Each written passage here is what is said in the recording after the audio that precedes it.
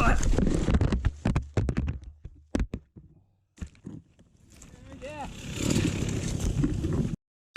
And sit down.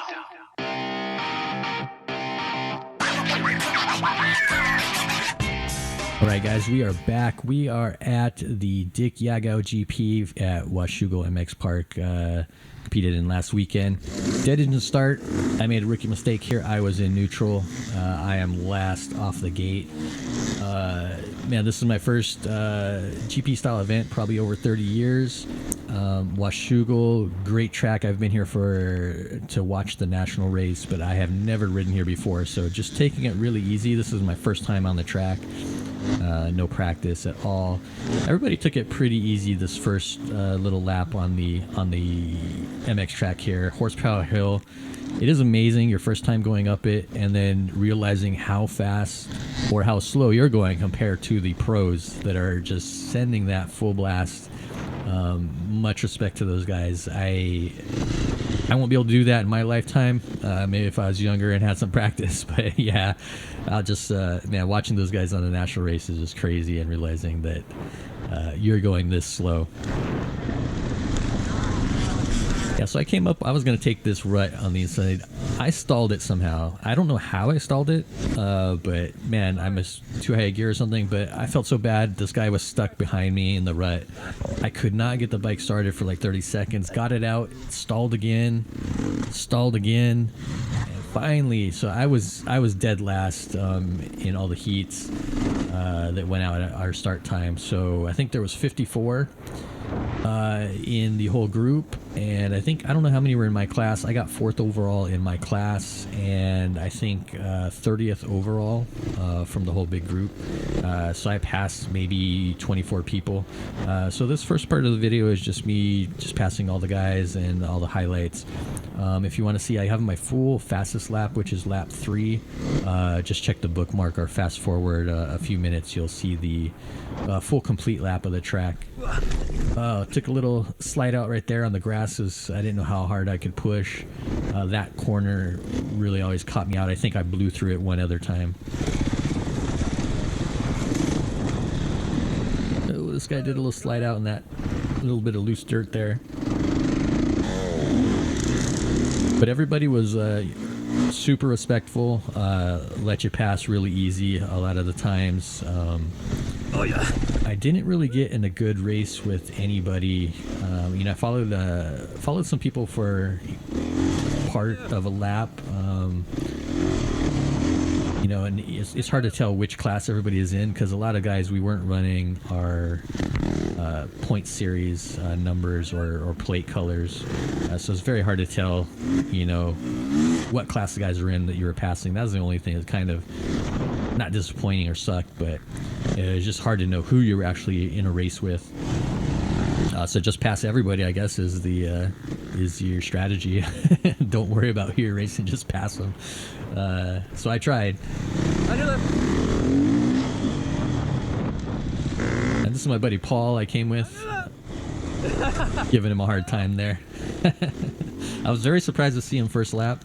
I was expecting him, you know, I was trying to hunt him down, but I thought it was going to take me a lot longer. I think he had a couple problems off trail excursions that first lap. On your left! On your left! Trying to make sure this guy heard me. I didn't know if he did.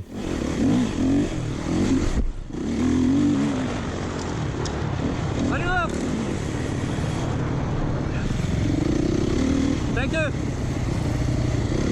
On your left! Thank you! I tried to say thank you to everybody I was passing. Thanks.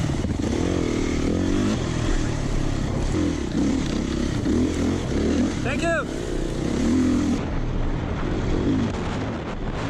Thank you! Thank you!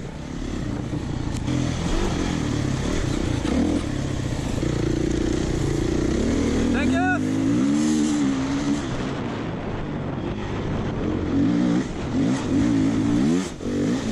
Coming up to my buddy Lonnie. Thought for a second maybe I'd ride with him for a little bit, but I was like, nah, just keep pushing. Thank you!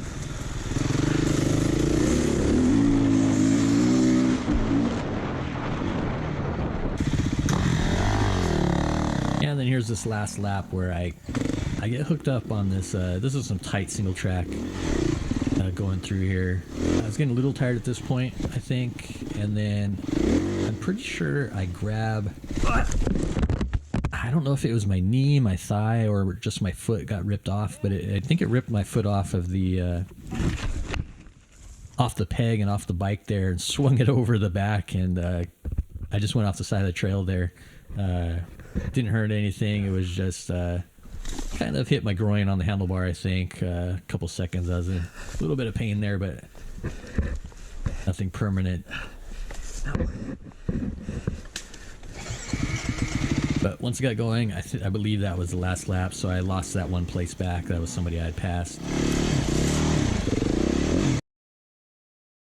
Right, so that was the highlights. Here's my fastest lap. It was lap 3. I think the total was like just at 20 minutes 3 seconds, I think.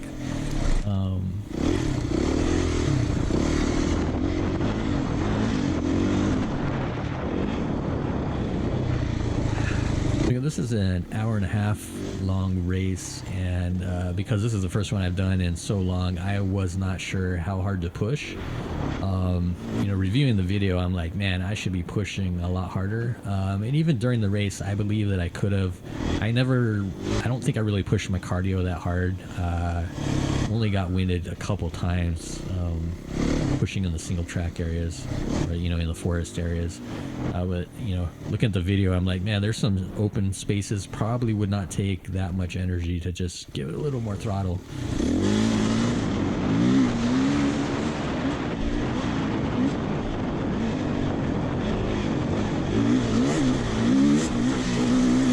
But we'll be back next year, and in future races we'll have a little bit better of idea of how good a shape you're in, and how fast I can push myself.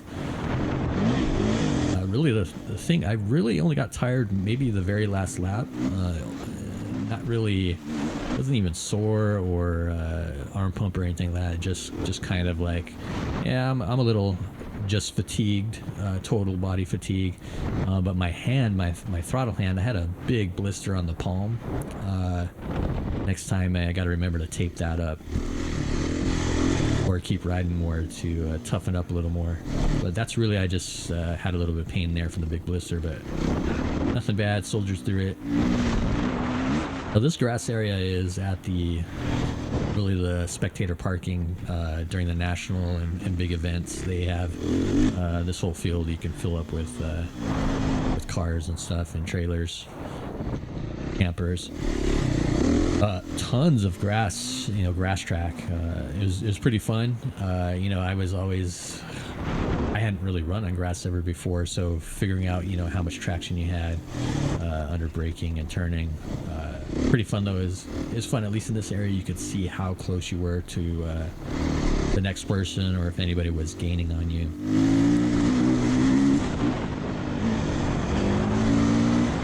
Like this stretch of road, I probably should have went faster, because you could make up, you know, 5 seconds if you're going slow, or lose some time. And I was just kind of cruising. I kind of used it as a break. I was just stretching out my arms here, shaking them out. So I really didn't lose too much time there, but yeah, probably could have went a little faster. And it was super windy today. Course though, it held up really well. I think a lot of these banners are close to the ground, so they didn't. The tape didn't really move that much, only a couple times. Saw the marshals fixing them, but there was a wildfire just north of this track, and it was. I think it started. During the morning, it was like 200 acres, and that day it grew to like 1,200 acres because of the high winds. So the track itself, I think at one point was in an evacuation zone, but then I think that cleared pretty fast. We have some rain coming this weekend, so I'm pretty sure that fire is getting contained, and that rain will really help it. But the track not in danger at this time, and I think it's all good.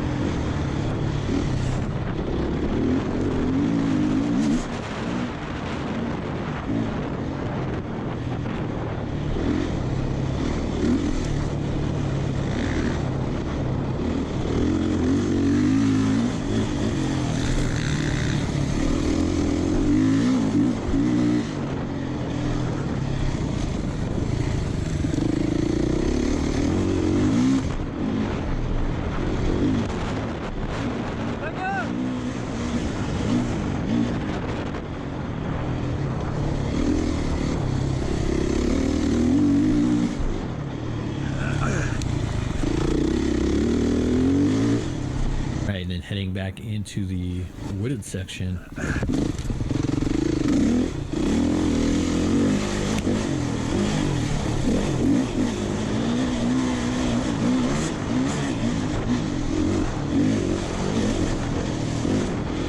First lap, I mean, of course, he was following people a lot closer. This was so dusty, especially these uphills when we get over here to this little road. It's so dusty, you had to be very careful because you couldn't even see, really, you couldn't even see the ground in front of you. So lost a lot of time there. I think I was probably 3 to 4 minutes behind the leader at the end, and I got 4th place overall in the class. So a lot of time lost on that first laps. If you're not in the lead, man, I could, you're stuck behind somebody. But yeah, next race I'll try to remember that. Try to get a better start, not be a neutral. Of course, the 2-strokes are always going to lead the line faster. They start up a lot faster than the 4-stroke, but not being a neutral would have helped me a little bit, I think.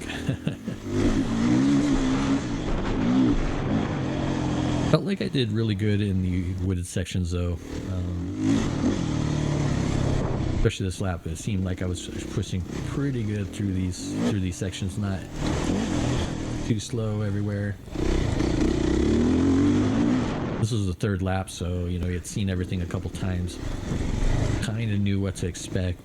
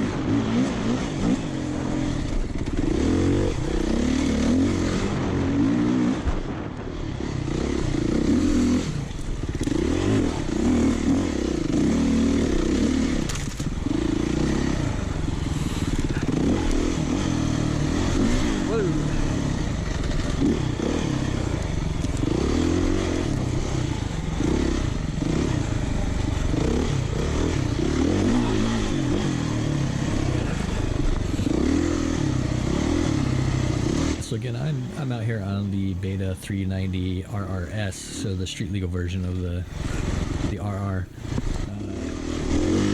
Bike has been awesome. All year I haven't ridden on the road at all. When I first got it, I was using it to go up some logging trails near my house. Pretty much all summer I just had taken the plates off, and I've been just hitting the trails, doing a lot of single track, and a couple of events. The last race I did was the Lone Wolf ISDE bike. Worked right on that. That was all really tough single track. Unfortunately, I DNF'd that one, not because of the bike, but I injured my calf when I had to jump off the bike. I tore the calf when I overextended it, I think. Stupid, just really small get off. So I was down for 3 weeks. Healed up just in time for this race. But everything was good. But yeah, bike has been great. Again, I wanted to go street legal. At least where I live, it's a lot easier. It's very hard, I think, to register a non-street legal from the factory bike. I know some people have gotten it done, but from the other things I've read in Oregon, it's very hard, and you're just taking a chance. So I just went the easy route, got one that was already platable from the factory, so the 4-stroke, but it has worked perfect for me.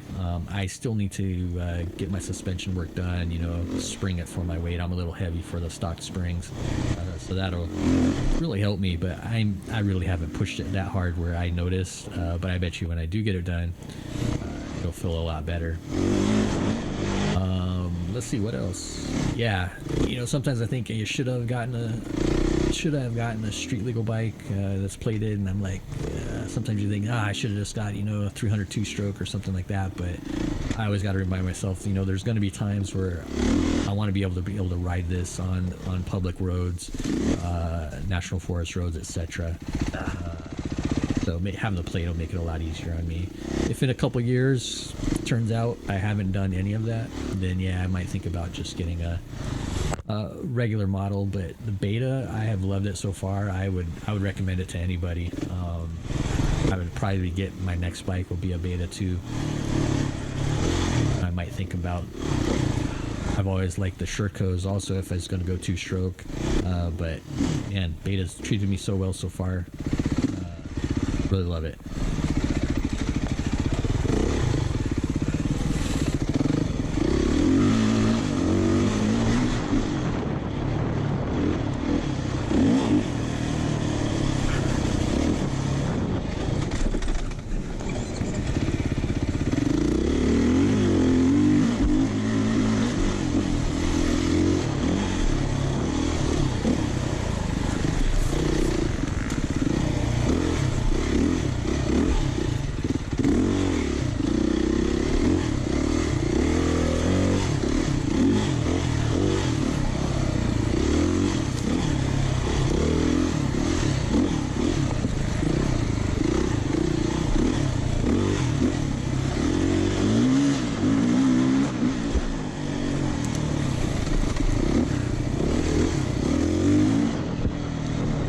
I just want to give a shout out to Liat. So I'm using the Liat body armor. I think it's the 3D Air hybrid or something like that. Upper body armor. You know, it comes with chest, back, shoulders, and elbows. Thank you. I wore it all year. 80 degrees, 90 degrees weather. I don't even really notice it. Yeah, you sweat in it, but with a good vented jersey and you're moving, you don't feel it, and I don't even notice the armor's there when I'm riding. I've hit my arm, elbow on a tree before. It's ripped my hand off the bars. Didn't even feel it. Just know my arm got ripped off. So the padding worked perfect. Let's see, I've taken a few tumbles. Nothing injured. I don't even feel it. I highly recommend if you're looking for some body armor, Liat. I think it's called the 3D Air Hybrid, maybe.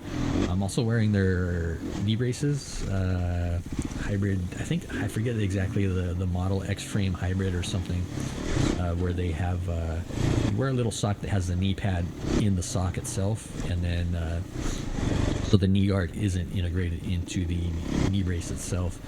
But I haven't had any problems. Like I said, I fell down multiple times this year. No issues with protection from the Liat gear. So highly recommend.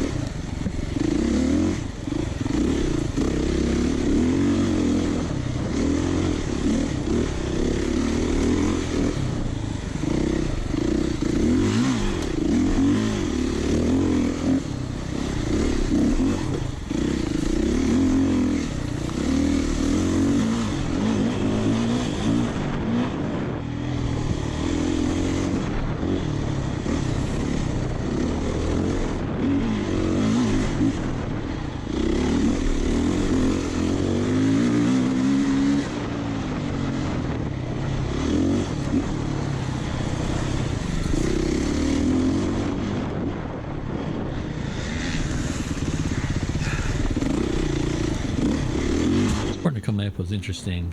The spectators were always pointing to make sure you went left. I think there had been some riders who went straight by accident through the tape.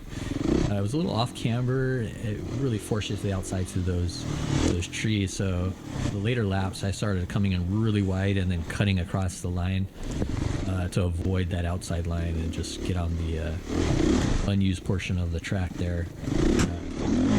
Really helped, I think, not getting pushed out to the outside. Maybe it got me a second, I don't know. Felt a lot better, a lot safer.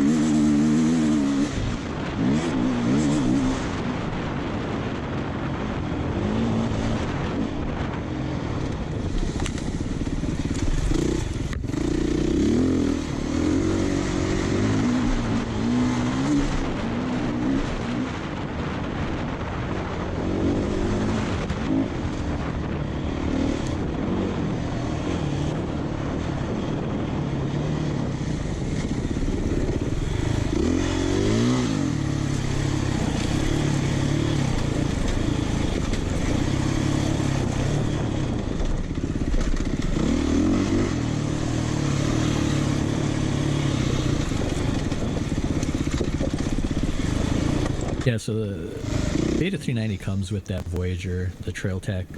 I had a stopwatch going on it. It honestly, I could not even look at it when I was riding. It was too small, even with the big Voyager.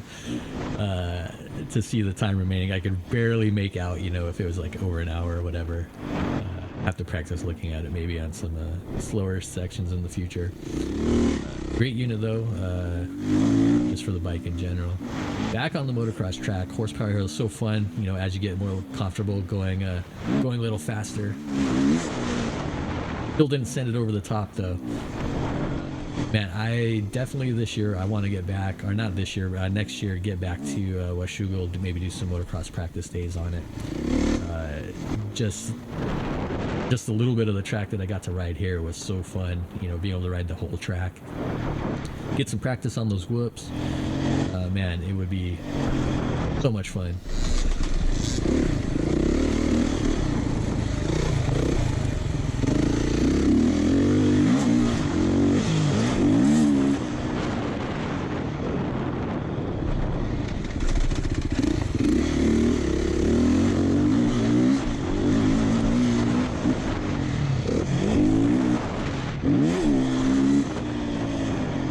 That jump right there, the pros that send that off into the sand, that jump, the GoPro does not do it justice at all. It is so steep. Man, I could not just imagine launching it off of there into the sand. On these whoops, man, I wish I could have practiced these. In the future, I want to be at least, you know, double. But it was slow going, and it feels so bad just rolling these whoops, and I'm like, ah.